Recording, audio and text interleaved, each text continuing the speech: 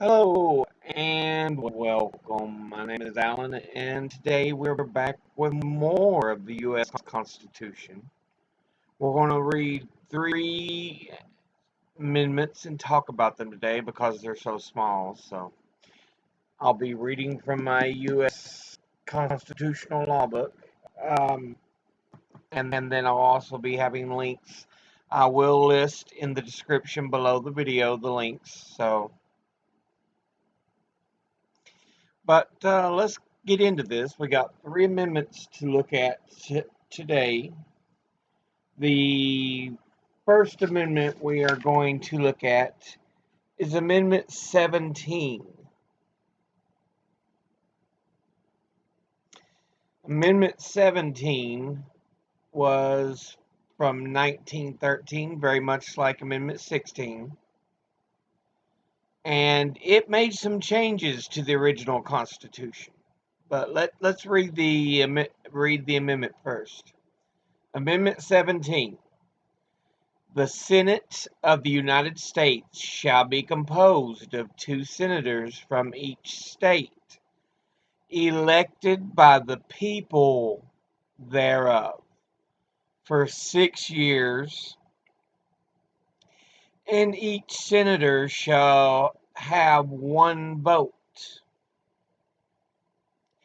The electors in each state shall have the qualifications requisite for electors of the most numerous branch of the state legislatures. When vacancies happen in the representation of any state in the Senate, the executive authority of such state shall issue writs of election to fill such vacancies, provided that the legislature of any state may empower the executive thereof to make temporary appointments until the people fill the vacancies by elections as the legislature may direct. The amendment shall not be construed as to affect the election or term of any senator chosen before it becomes a valid part of the Constitution. Now, if you remember back in Article 1 of the Constitution, way back, let me open this up in the book here. Article 1, Section 3, the very first part. The Senate of the United States shall be composed of 2 senators from each state, that's the same, chosen by the legislature thereof. So, the Amendment 17, makes it so that they are elected by the people now instead of the state legislature. Terms are still the same. They still serve for 6 years, meeting certain things. And then it also sets up the opportunity for the state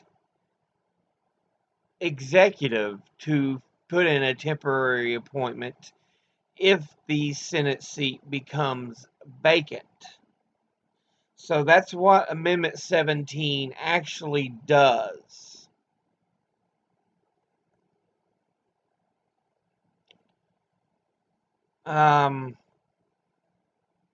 Looking here at some information from Senate.gov, voters have selected U.S. senators in the privacy of the voting booth since 1913, when this amendment was put into place. This system of direct election was not what the framers of the U.S. Constitution had in mind, however, when they met at the Constitutional Convention in 1787. So yeah. But then as early as 1826, it says resolutions calling for direct popular election of senators appeared in the House of Representatives, but had not succeeded to that point. In 1866, Congress passed a law to regulate time and procedure for electing senators in response to disputed elections in Indiana and New Jersey, but left the actual election intact to be decided by state legislatures.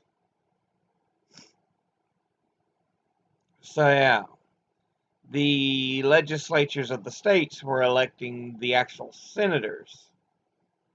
After the Civil War, there were disputes among state legislators over Senate elections that resulted in numerous deadlocks, leaving some Senate seats vacant for long periods of time. The Delaware legislature reached a stalemate in 1895, taking 217 ballots over a period of 114 days, and the state remained without representation in the Senate for 2 years.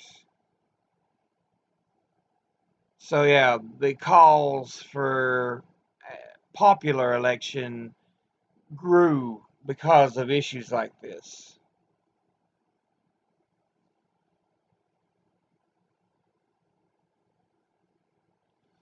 Uh, in Oregon, there were a number of measures enacted in the early 20th century allowing voters to express their choice for senator. And many states followed this idea so that the voters said, we want this person, and the legislatures would try to vote for it. Finally, in 1906, publisher William Randolph Hearst hired novelist David Graham Phillips to write a number of articles on the subject and published them in Cosmopolitan magazine. In 1906, um, by Phillips, a series written, The Treason of the Senate, offered a sympathetic and largely fictionalized account of senators as pawns of industrialists and financiers. The article further galvanized public support for a vote by the people.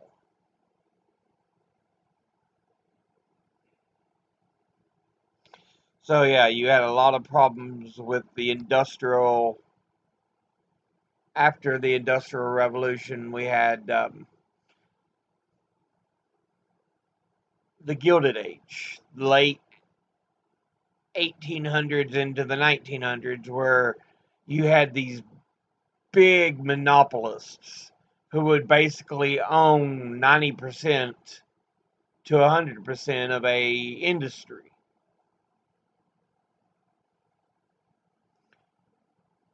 So they, especially that they were being bought off by the Senate was being bought off by these people. So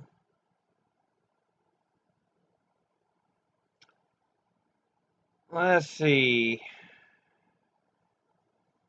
what else. Here's a different site from archives.gov. Um,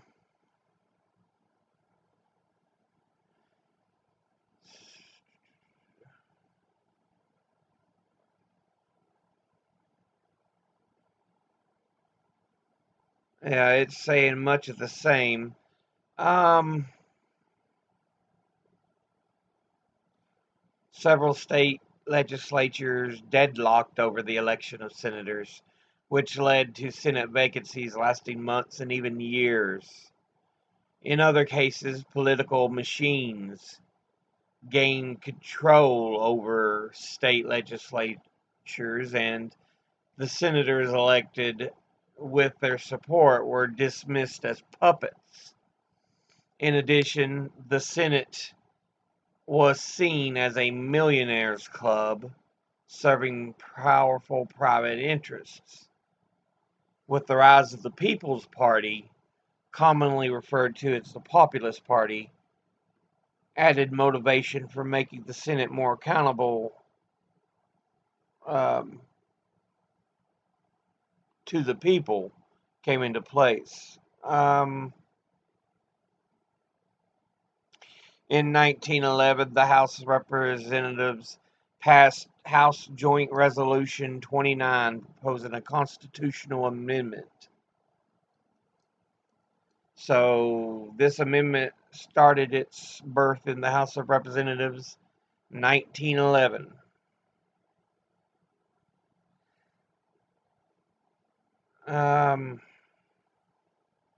However, it included a race rider meant to bar federal intervention in cases of racial discrimination among voters. A substitute amendment by Senator Joseph L. Bristow of Kansas removed the race rider. The amended joint resolution was adopted by the Senate on a close vote in May of 1911. But it wasn't until over a year later the House accepted the change, and the amendment was finally sent to the states for ratification. And it wouldn't be until April the 8th, 1913, that it received the requisite 3/4 of states to have it ratified and become a constitutional amendment. So, yeah, that is a bit of history on the 17th Amendment. Let's look at the 18th Amendment.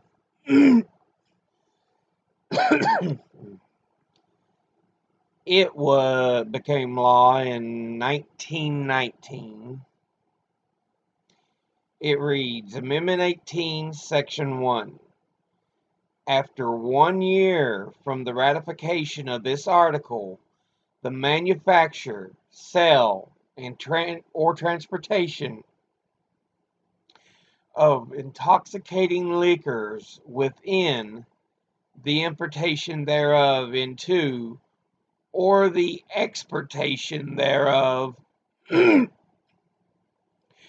the United States and all territory subject to the jurisdiction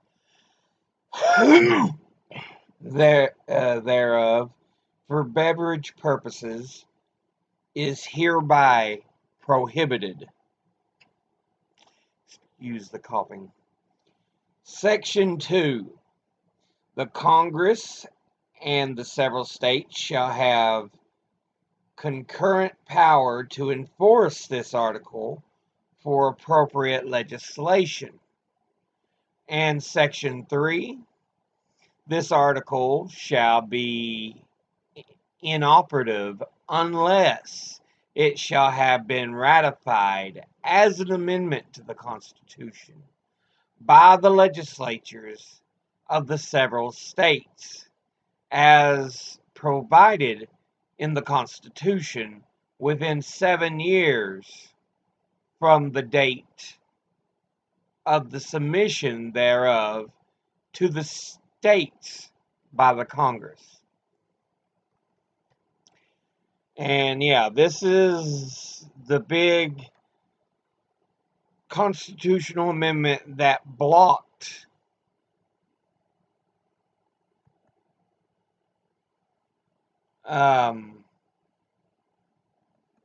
the production and the sale of alcohol. Prohibition. Now, the amendment would be removed by, I think it's the 21st Amendment. Yeah, the 21st Amendment. So it goes in as Amendment 18, but by the 21st, it's removed.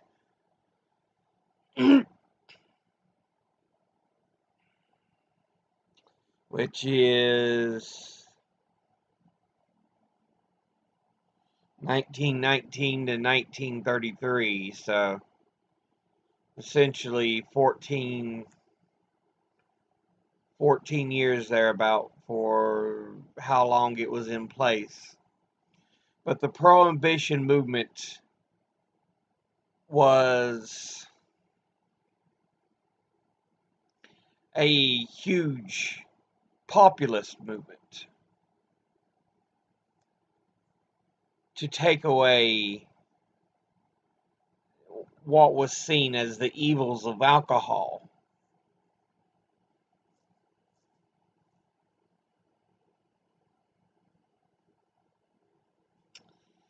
Um,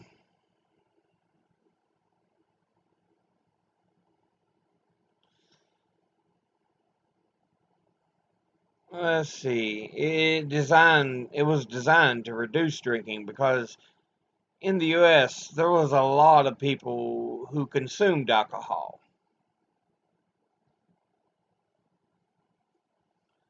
And many people considered it a issue. Um, let me take a look here.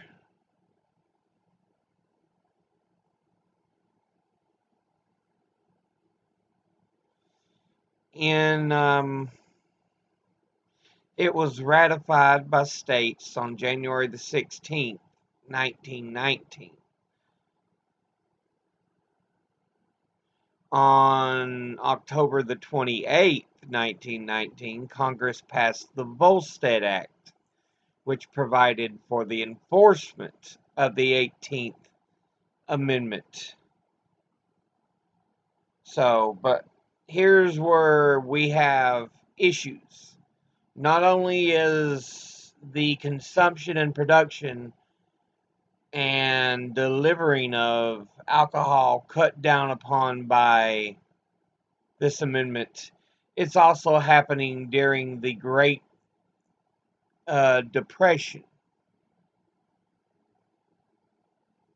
You have the Roaring Twenties, but 1929 we have the stock market crash, which is usually given as the beginning of the Great Depression. So those 4 or 5 years there is such a struggle because not only people are struggling financially, they have no alcohol to help them cope with the issue.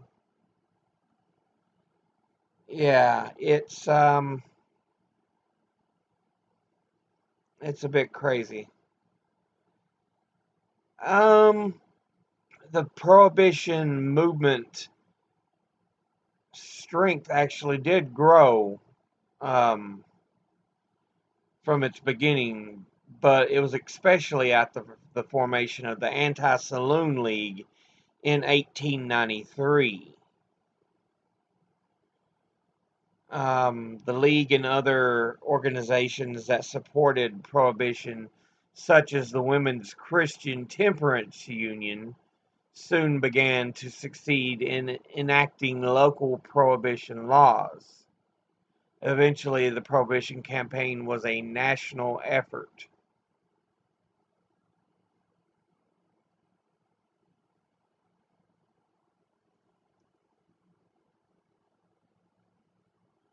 So, yeah, I think one of the big proponents was Carrie Nation. Let me take a look here.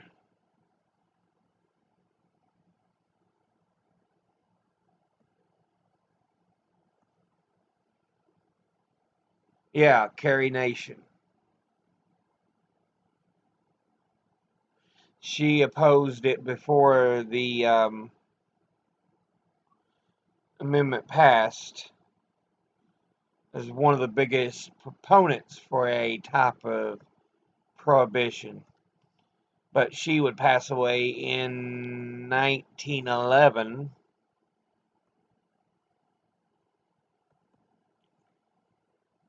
which prohibition itself became law in 1919. So,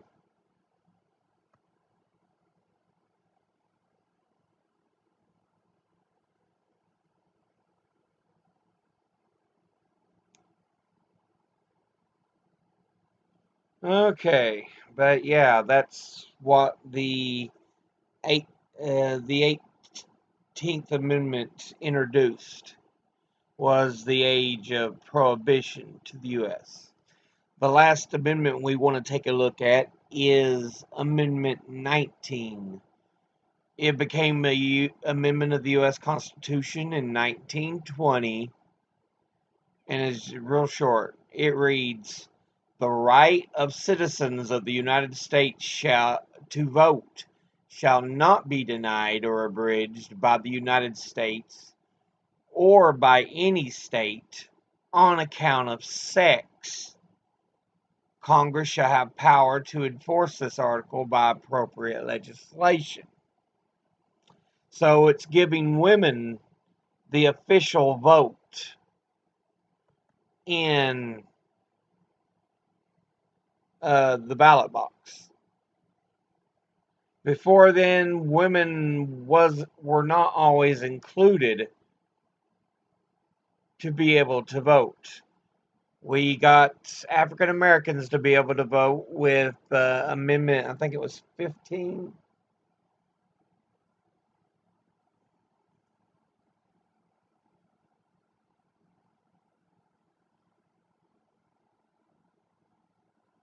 Yeah. And then Amendment 19 gives women the right to vote. Now, nationally, it wasn't given that women could vote, but there had been cases before of women and even African Americans voting in the ballot box legally.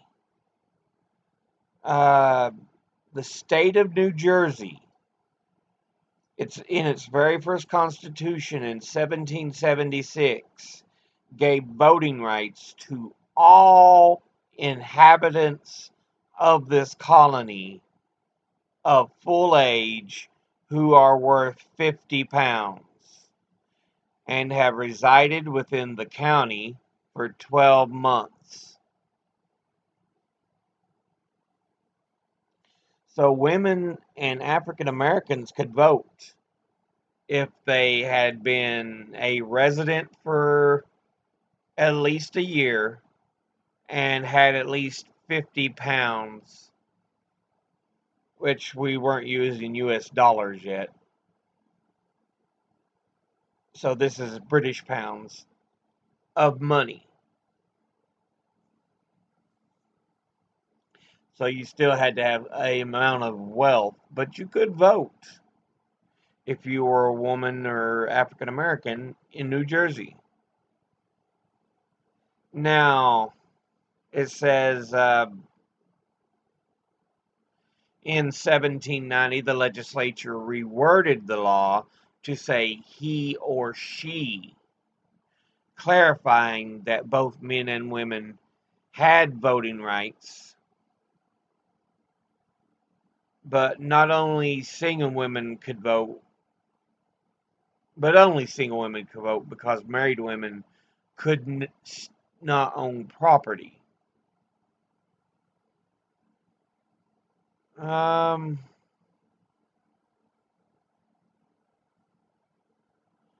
African Americans could vote. Uh, in 1797, the New Jersey government required voters to be free inhabitants.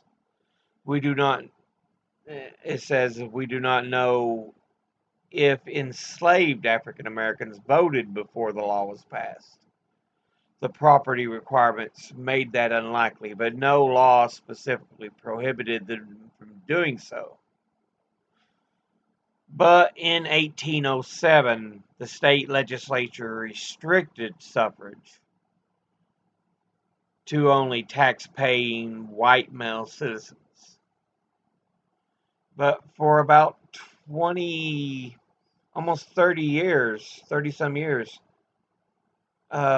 women and African Americans could vote in New Jersey.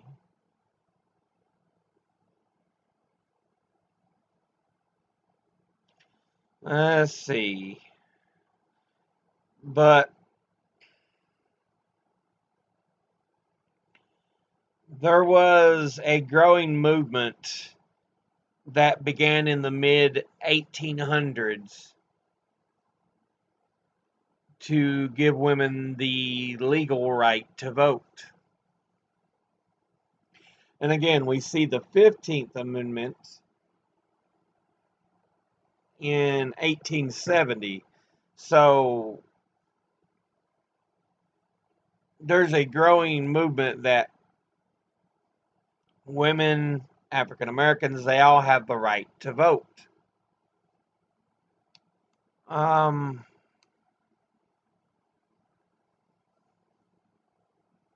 let's see.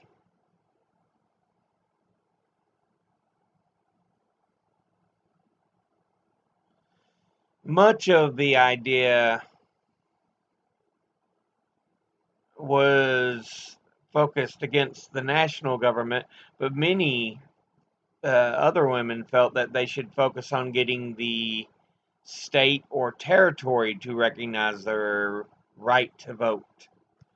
And several states and territories did recognize women's suffrage before the passage of the 19th Amendment, including Wyoming, Utah, Colorado, Idaho, Washington, California, Oregon, Montana, Arizona, Kansas, Alaska, Illinois, North Dakota, Indiana, Nebraska, Michigan, Arkansas, New York, South Dakota, and Oklahoma. So, yeah, there was a number of states and territories that did allow women the right to vote.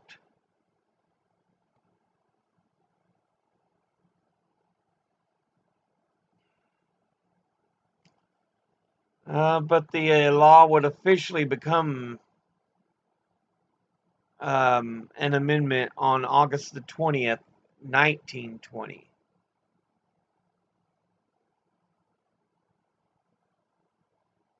And would be put on the books on August the 26th.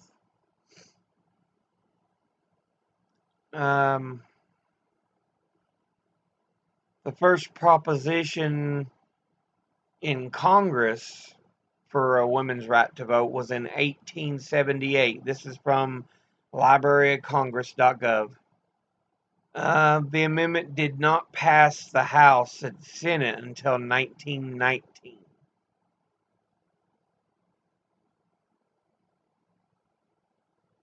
And would take another 15 months before it is officially ratified by 3/4 of the states.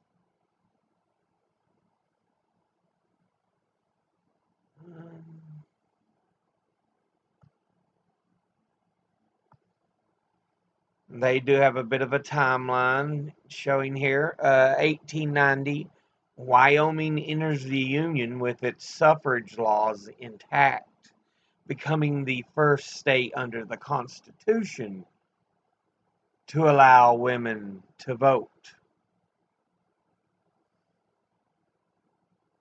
Now, again, New Jersey, since the U.S. gained independence, allowed women to vote, but it was by 1807.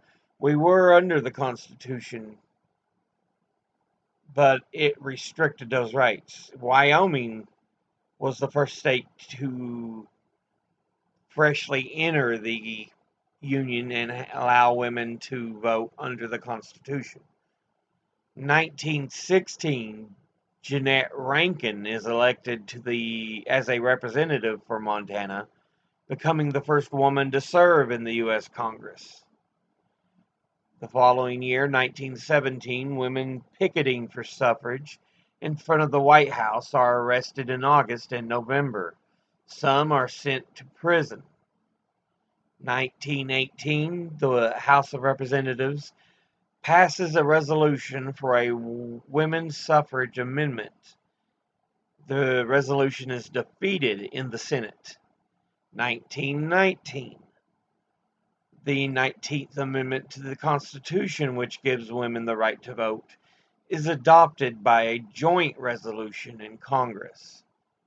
And if it finally is adopted on August the 26th, 1920, after Tennessee becomes the last of the needed 3/4 states to ratify the 19th Amendment and give women the right to vote.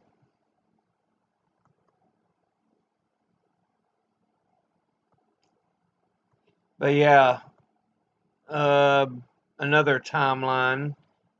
I pulled this from Rutgers. 1848 has as the earliest moment when there's an attempt to get women the right to vote. This 1848 was the Seneca Falls Convention, which is held in Seneca Falls, New York. After 2 days of discussion and debate, 68 women and 32 men sign a Declaration of Sentiments, which outlines grievances and sets the agenda for women's right movements. And a set of 12 resolutions is adopted calling for equal treatment and for voting rights for women. 2 years later, in 1850, the first National Women's Rights Convention takes place in Worcester, Massachusetts, attracting more than 1,000 participants. National conventions are held yearly, except for 1 year in 1857 through 1860. Then we have 1867, ratification of the 14th Amendment. Okay, it may have been the 14th, not the 15th, but all persons born or naturalized, this is under the 14th Amendment, in the U.S.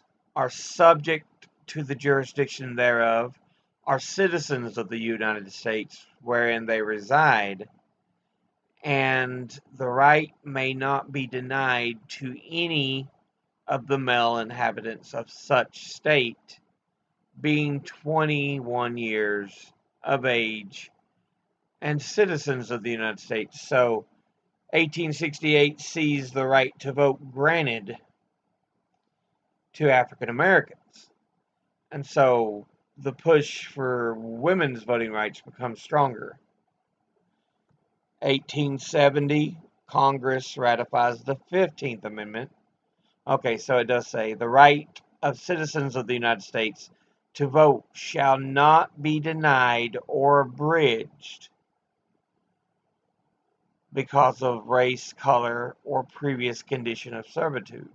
So, 15th Amendment granting a wider array of the right to vote. 1872, Susan B. Anthony arrested for voting for Ulysses Grant in the presidential election. And in 1878, the Women's Suffrage Amendment is first introduced to Congress.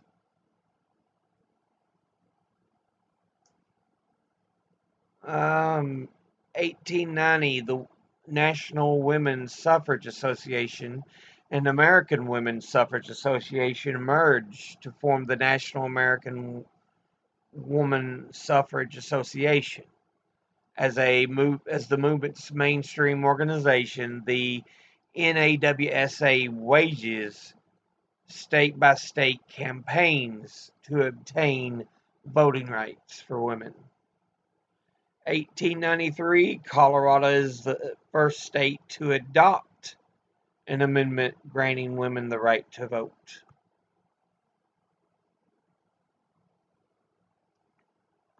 But yeah, we see this growth slowly. Women do protest, they get arrested, they even try to vote, as we showed with Susan B. Anthony.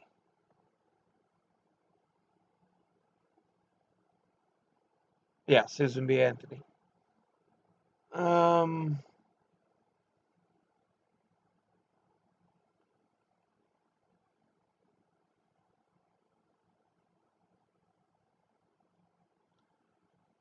if there's anything else really necessary to mention here, 1896, 1913.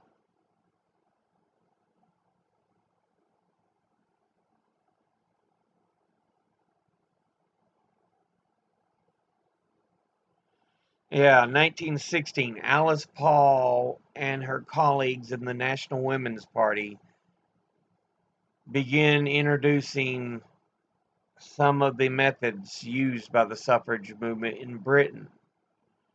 So even before it's happened in the U.S., there was a push for women to vote in Britain. Tactics included demonstrations, parades, mass meetings, and picketing the White House over the refusal of President Woodrow Wilson and other incumbent Democrats to actively support the suffrage amendment.